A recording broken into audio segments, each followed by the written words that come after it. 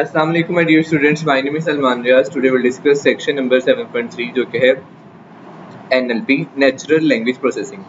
A part of AI that helps computers understand human language. AI artificial intelligence का वो हिस्सा जो इंसानी ज़ुबान को समझने में हेल्प करता है. It also allows machines to read text, listen to speech and give answers in a way that people can understand. कह रहा है कि मशीन को कंप्यूटर को इस काबिल बनाता है कि वो टेक्स्ट को रीड कर सके, आपकी स्पीच आपके बोलने को समझ सके, सुन सके और लोगों के जो क्वेश्चंस हैं, क्वेरीज हैं उसको समझते हुए रिस्पॉन्ड कर सके. Bridging the gap between human communication and machine understanding. कह रहा है कि उस गैप को ख़त्म करता है. ब्रिज करने का मतलब होता है कम करना. उस गैप को कम करता है जो कि इंसानों की कम्युनिकेशन और साथ साथ मशीन की अंडरस्टैंडिंग है. रियल वर्ल्ड एग्जांपल में इसी तरह से है.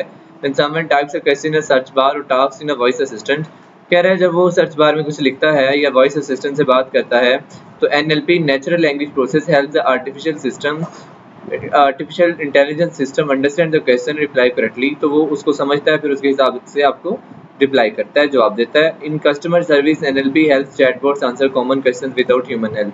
चैटबॉट्स होते हैं कस्टमर सर्विसेज के लिए जो कॉमन क्वेरीज को हैंडल करते हैं और उसमें किसी भी इंसान का कोई सरोकार नहीं होता और वो ऑटोमेटिकली सारे कार्य होते हैं. Chatbots on website can answer your question 24/7.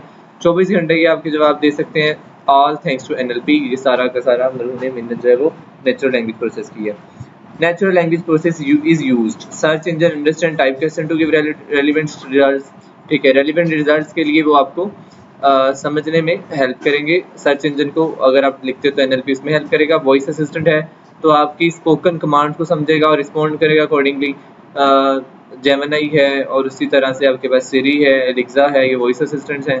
Customer services answering common question without a human agent. इंसानी एजेंट के बगैर कॉमन क्वेश्चन को जो उसका आंसर करना है उसको कस्टमर सर्विसेज में इस्तेमाल हो जाएगा. चैटबॉट्स में क्या है, holding text based conversations with users के साथ आपने टेक्स्ट बेस्ड कंजर्वेशन करनी है तो वो चैटबॉट्स है. नेक्स्ट है जी रोबोटिक्स AI की वो ब्रांच जिसमें आप important part that involve machine, जिसमें मशीन आ जाती हैं जिसको क्या कहते हैं, रोबोट्स बोलते हैं. Design to do task like humans. इंसानों की तरह काम करने के लिए रोबोट्स बनाए जाते हैं. Robots use AI to perform physical task such as lifting heavy items. बड़े बड़े ब्लॉक्स को उठाना, बड़ी बड़ी हैवी आइटम्स को उठाना, सर्जरीज में काम करना और आपके घरों के फर्शों को साफ करना, बर्तनों को साफ करना इंटेलिजेंटली. ठीक है, रिपीटेटिव नेचर के जो काम है उसको रोबोट्स इजीली हैंडल कर लेते हैं. कह रहा है ये lifting heavy items warehouses में यूज होगा, फैक्ट्री में इस्तेमाल होगा, जो कि फिजिकल लेबर की जगह ले लेगा. क्लीनिंग फ्लोर है, घरों के फर्श साफ करना है तो house hold chores intelligently without supervision के बगैर कि आपके घर के घरेलू काम जो है उसको परफॉर्म कर रहा होगा.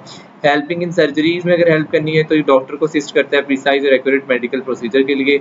और अगर हेल्पिंग द एल्डरी और डिसेबल्ड, एक ऐसा पर्सन जो चल फिर नहीं सकता, मजदूर है या बूढ़ा बंदा है, तो उसको भी ये हेल्प कर सकता है डेली टास्क को परफॉर्म करने में. Accuracy and durance. Why robots are valuable. क्यों है? क्योंकि ये एक्यूरेट होते हैं और ड्यूरेंस होती है इनमें. Robots do not get tired and can work with great accuracy. Robots कभी थकते नहीं हैं और ग्रेट एक्यूरेसी से काम करते हैं, जो कि रिपीटेटिव नेचर के जो काम है उनको प्रिसाइजली और physically demanding task that would tyre और स्ट्रेन ह्यूमन. जो इंसानों को थका देने वाले काम है वो रोबोट्स बआसानी कर लेते हैं. Robots are now used in some restaurants to serve food and clean tables. कुछ रेस्टोरेंट्स के अंदर कहता है कि फूड को साफ करने में और टेबल्स को साफ करने के लिए भी रोबोट्स इस्तेमाल किए जाते हैं. उसके बाद speech technology and type of AI that allows computers to listen and understand spoken words. जो आप चीज़ें बोलते हो या कंप्यूटर सुनता है तो उसको समझने में जो हेल्प करेगी वो speech technology. It helps machine turn voice into text and respond with answers. ये आपकी वॉइस को टेक्स्ट में बदल देगी और उस हिसाब से आपको रिस्पॉन्ड करेगा. इसको बोलते हैं known as voice control. Speech technology कहाँ यूज होती है? कस्टमर सर्विसेज में, कॉल्स को आंसर करने में और गाइड्स करेगा यूजर को विदाउट ह्यूमन ऑपरेटर. एक पहले तो इंसानी बंदा बैठा होता जब आपके सवालों का जवाब देता था. अब कस्टमर सर्विसेज में स्पीच टेक्नोलॉजी की मदद से आपको जवाब दिया जा रहा है. स्मार्ट होम्स है, कंट्रोलिंग लाइट्स और डिवाइसेज जस्ट बाय स्पीकिंग. आप सिर्फ बोलेंगे जैसे कमरे में एंटर हुए लाइट्स ऑन कर दें, पंखा बंद कर दें, turn off the fan, turn on the AC, तो सिर्फ आप बोलेंगे वो सारा कुछ ऑटोमेटिकली हो रहा होगा आपकी वॉइस के जरिए. हेल्थ केयर है, helping doctors record notes without typing. Doctor जो है सिर्फ बोलेगा और आपके सारे नोट्स रिकॉर्ड हो जाएंगे, उसको कोई भी लिखने या टाइप करने की जरूरत नहीं पड़ेगी. वॉइस असिस्टेंट आपके फ़ोन में है, स्मार्ट डिवाइसेज में, जो आपकी कमांड्स को रिस्पॉन्ड करता है. Smart phones can no unlock by using your voice. Apple के जो फ़ोन है उससे कहेंगे सीरी अनलॉक माई फ़ोन. ठीक है, तो go to the WhatsApp and message to फ्लाम फ्लाम फ्लाम. तो अगर आप बोलेंगे तो बोलने से वो सारे आपकी कमांड कर देगा और आपको किसी भी चीज़ को टच करने की जरूरत नहीं पड़ेगी। Some cars can now respond to voice commands to turn on music, make calls and give directions. कुछ कह रहे हैं कार्स है जिसके अंदर ये यूज हो रही स्पीच टेक्नोलॉजी, वो म्यूजिक को टर्न ऑन कर देती है, कॉल्स कर सकती है और डायरेक्शन बता सकती है किस तरफ जाना है।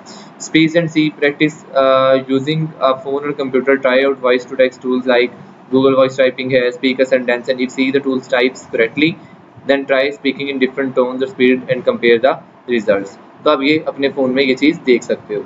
रिकमेंडेशन ये है, recommendation system a part of it that gives users recommendation suggestions based on their likes and past action. Past के डाटा को देखते हुए आपको एआई का जो रिकमेंडेशन सिस्टम है वो चीज़ें सजेस्ट करता है। These system study when a person has viewed और सर्च्ड और selected before and then show similar options. कह रहा है कि सिस्टम जो है देखता है कि एक पर्सन क्या देख चुका है, क्या उसने सर्च कर ली है और इससे पहले क्या चीज़ें सेलेक्ट कर चुका है, फिर उस हवाले से उसको सिमिलर ऑप्शंस शो की जा रही होती हैं।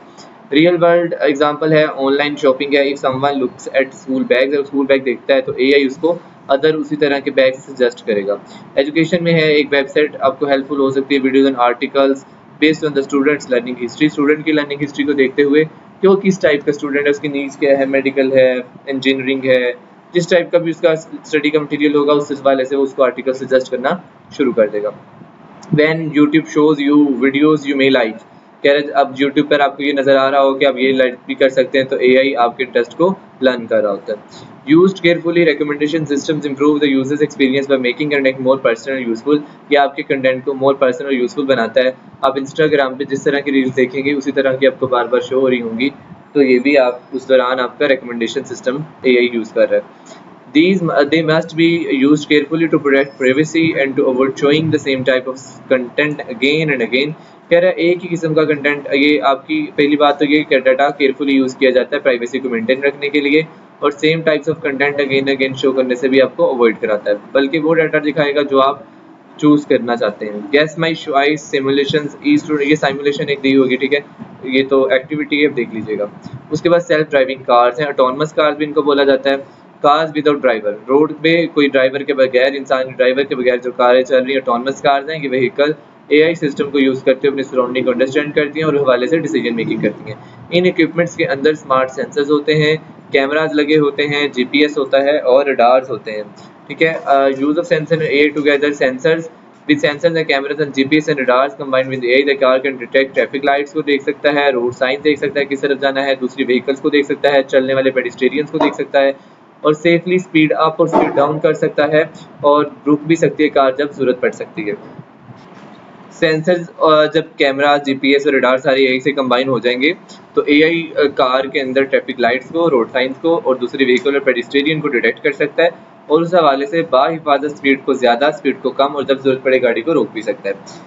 बेनिफिट्स ये हैं कि ये रोड एक्सीडेंट्स को कम करेगा जो ह्यूमन मिस्टेक्स की वजह से हो जाती हैं, जब इंसान थक जाता है, जब डिस्ट्रैक्शन होती है। Can help people who are unable to drive such as the elderly और डिसेबल्ड पर्सन, तो उन लोगों की हेल्प कर सकता है जो बूढ़े लोग हैं और मजदूर लोग हैं जो गाड़ी नहीं चला सकते, या उनकी भी मदद कर सकता है जो गाड़ी चलाना नहीं जानते। चैलेंजेस ये हैं, these vehicles must be tested many times and sure they are safe in all situations. कह रहे हैं इन गाड़ियों को ट्राई करना चाहिए, मस्ट टेस्ट करना चाहिए बहुत दफ़ा, ताकि तमाम की तमाम सिचुएशन में ये सेफ रहे। Concerns about job loss for drivers, driver की जॉब्स जो है वो कंसर्न है उनके लिए कि ड्राइवर अपनी जॉब खो सकते हैं। Need for strong traffic laws design specifically for AI systems, और स्ट्रॉन्ग किस्म के ट्रैफिक लॉ बनाने की जरूरत है एआई सिस्टम्स के लिए।